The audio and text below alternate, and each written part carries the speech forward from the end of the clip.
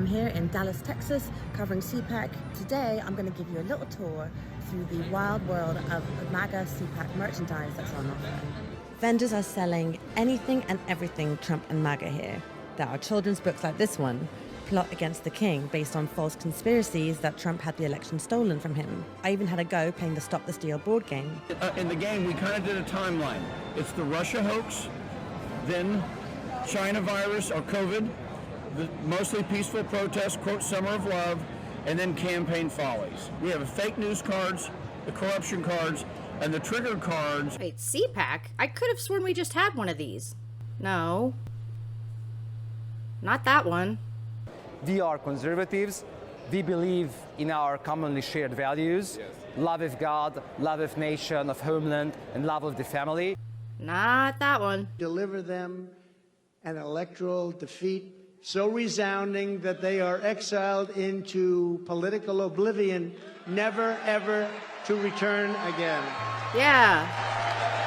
Anyway, it's like every few months they need a reminder of what they're rioting government buildings and killing FBI agents for.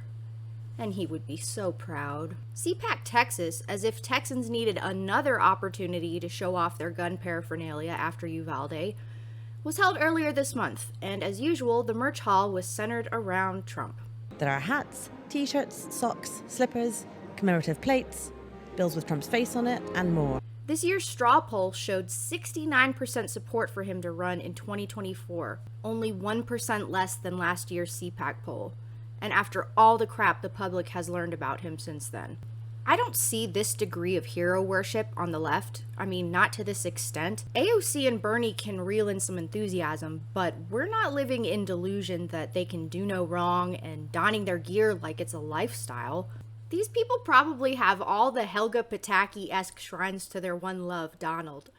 Did they really think he was their only hope for staying in power?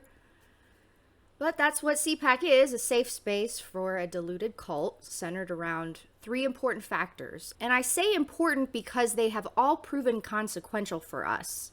Number 1, a charismatic and well-branded failed businessman. Number 2, the fear and shame of being on the losing team. Number 3, a vague sense of nationalism. And I still don't think enough of us are taking this microcosm of the Republican Party seriously yet.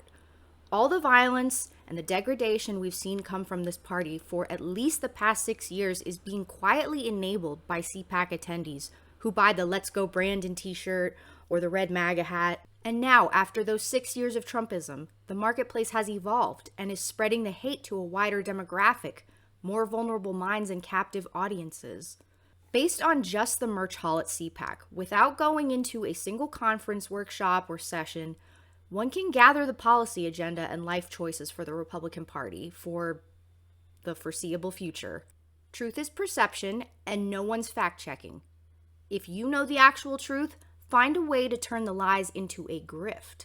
As long as Donald Trump's the de facto leader of the party, you won't get caught.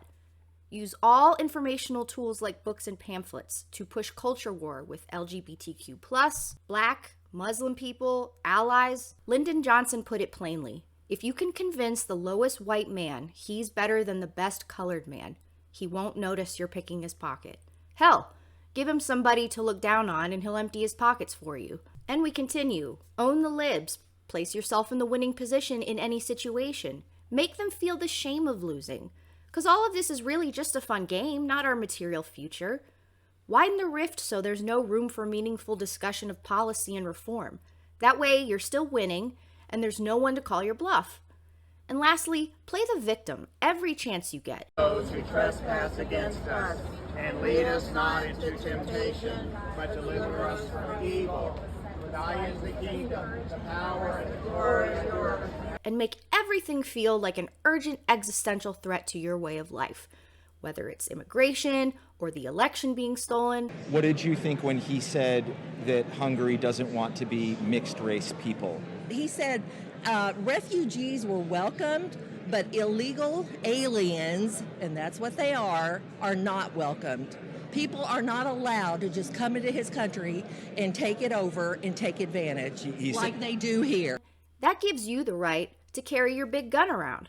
The longer the lies go, the more chance we have of a significant number of young people that grow up hating people they don't know or never met, being angry about conspiratorial lies, feeling like their culture is disappearing, misunderstanding the meaning behind derogatory language, not being able to understand nuances of politics or see differences as opportunities for understanding and breeding respect, and possibly even building a false idol, all without seeing any adults regulating anything. I'll give you one more relevant quote. Desmond Tutu famously said, "If you are neutral in situations of injustice, you have chosen the side of the oppressor."